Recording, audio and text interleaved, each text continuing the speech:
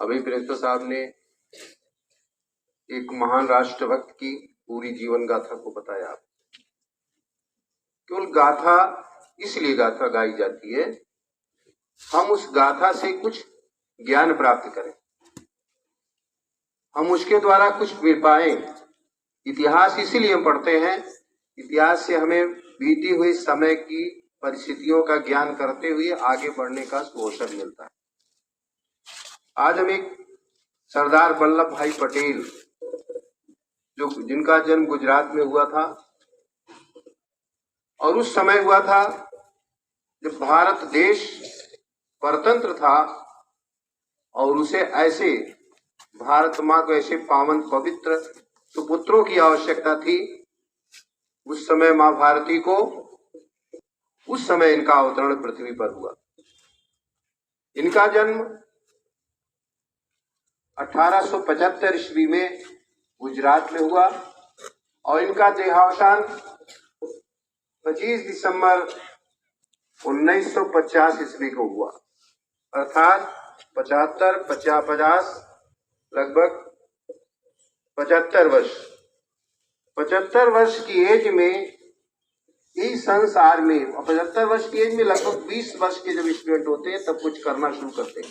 18 वर्ष 50 वर्ष की कार्यावधि में इन्होंने अपने को इतना गोल्डन बना लिया, इतना ऐतिहासिक बना लिया कि आज हम सब लोग उनके आदर्श जीवन पर चलने के लिए शपथ लेते। और उन्होंने भारत देश में उस समय रियासतें छोटी छोटी थी, छोटी छोटी रियासतों में भारत देश बटा हुआ था, उसको उन्होंने एक किया, जोड़ा और जोड़ करके भारत देश को एक संपन्न प्रभुत्व संपन्न लोकतंत्रात्मक देश बनाए। हम बार बार कहते हैं कि पृथ्वी पर बहुत लोगों का जन्म होता है, जिए मरे आए गए, लेकिन कुछ ऐसा भी रहो जिसे लोग याद करें। महापुरुषों की जीवनी इसीलिए हम लोग पढ़ते हैं। न रहो न निराश करो मन, एक नैमित्तिक शरणगुप्त जी कविता है। न रहो न निराश करो मन को, कुछ काम करो कुछ काम करो, जग में रहकर कुछ नाम करो, जग में रहकर कुछ नाम करो। ये जन्म हुआ किस अर्थ यहो, समझो जिसमें ये व्यर्थ न हो। कुछ तो उपयुक्त करो तन को, कुछ तो उपयुक्त करो तन को, ज्यादा न करो तो कुछ तो करो, कुछ तो उपयुक्त करो तन को, नर हो न निराश करो मन को। अखिलेश्वर है अवलंबन को, नर हो न निराश करो मन को। ये भाव जगाओ, ये बात मन में सबकी आनी चाहिए बेटा। बहादुर बनकर के जियो, शेर बनकर जियो, और बच्चियां वीरांगना बनकर जिए, मेरे बच्चे वीर बनकर के जिए, बहादुर बनकर जिए। अभी प्रिंसिपल साहब ने 2 चीजें बताया, एक बड़ों का सम्मान करना और दूसरा अपने कर्तव्यों का निष्ठा पूर्वक पालन करना। कर्तव्य कर्म को करना और अकर्तव्य कर्म को न करना, ये अच्छे व्यक्तियों का कार्य है। तो हमें अपने इन आदर्श महापुरुषों का, जो ऐतिहासिक महापुरुष हुए, जिन्होंने जो करके दिखा करके अमर हो गए, हम लोगों को भी उस पथ पर चलने की आवश्यकता है। हमें उस तरफ आगे बढ़ने की जरूरत है। होनहार वीरवन के होत चीकने पार। जो अच्छे और योग्य विद्यार्थी महापुरुष होने वाले, छोटे बचपन से ही हमारे छोटे छोटे बच्चे, उनमें एक प्रतिभा निखरती है, ऐसा जाहिर होता है कि हमारे बच्चे अच्छे हैं, उसको बनने का बेटा प्रयास करना चाहिए।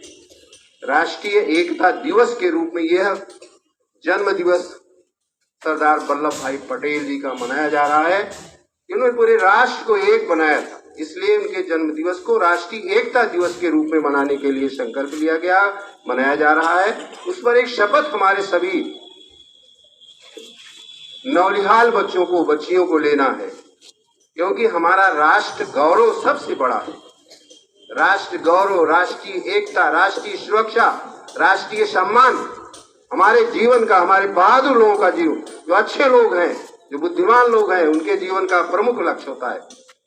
इसलिए एक शपथ पत्र अभी आपको लेना है, हम अपने राष्ट्र की एकता के लिए हमें क्या क्या करना है।